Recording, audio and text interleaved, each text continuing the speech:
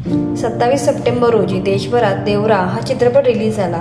यात junior NTR प्रमुख भूमिकेत असून बॉलिवूड अभिनेत्री जान्हवी कपूर ही मुख्य अभिनेत्री म्हणून झळकली आहे, तर खलनायकाची भूमिका सैफ अली खानने निभावली आहे। चित्रपटाच्या घोषणेनंतर दर्शकात या चित्रपटाबद्दल उत्सुकता वाढली होती। अंडरवॉटर सिक्वेन्समुळे काहीतरी नवीन पाहायला मिळेल अशी उत्सुकता लागून राहिली होती। RRR नंतर ज्युनियर NTRचा बिग बजेट चित्रपट होता, त्यामुळे साहजिकच सगळ्यांच्या अपेक्षा उंचावल्या होत्या। तर पाहूया या चित्रपटाने आपल्या अपेक्षा पूर्ण केल्या आहेत की नाही। चला तर पाहूया फुल रिव्ह्यू। तत्पूर्वी तुम्ही आमच्या चॅनलवर नवीन असाल तर चॅनलला सबस्क्राईब करा। ॲक्टिंगच्या बाबतीत बोलायचे तर NTR भाव खाऊन गेलाय। त्याने त्याच्या वाटेला आलेले डबल रोल उत्तम प्रकारे साकारले आहेत। मात्र लक्षात राहण्यासारखे काम केले ते सैफ अली खान याने। त्याचा खलनायक लक्षात राहतो आणि NTRवर भारी पडतो।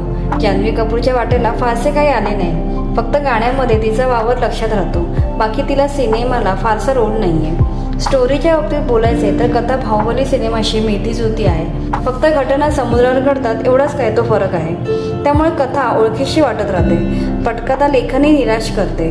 बाहुबलीच्या पहिल्या भागाप्रमाणे देवरा भाग 1 हा सिनेमा धक्कातंत्र वापरून संपतो आणि पुढचा भाग येणार आहे ह्याची ग्वाही देतो।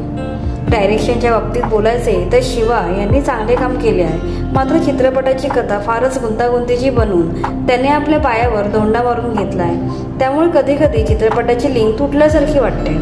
VFX अजून चांगले करता आले असते।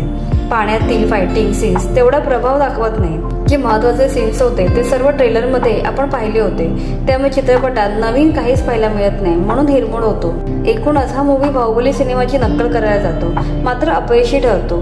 साऊथ मूवीजचे फॅन असाल तर मूवी आवडेल, नाहीतर यात नवीन असे काहीच नाहीये, त्यामुळे स्किप केला तरी चालेल। आता पाहू चित्रपटाने पहिल्या दिवशी किती कमाई केली आहे। चित्रपटाने रिलीजच्या पहिल्या दिवशी 77 कोटींची कमाई केली आहे, त्यापैकी 68 कोटी रुपये तेलुगू भाषेत कमवले, तर या चित्रपटाने हिंदीमध्ये 7 कोटी रुपये कमवले।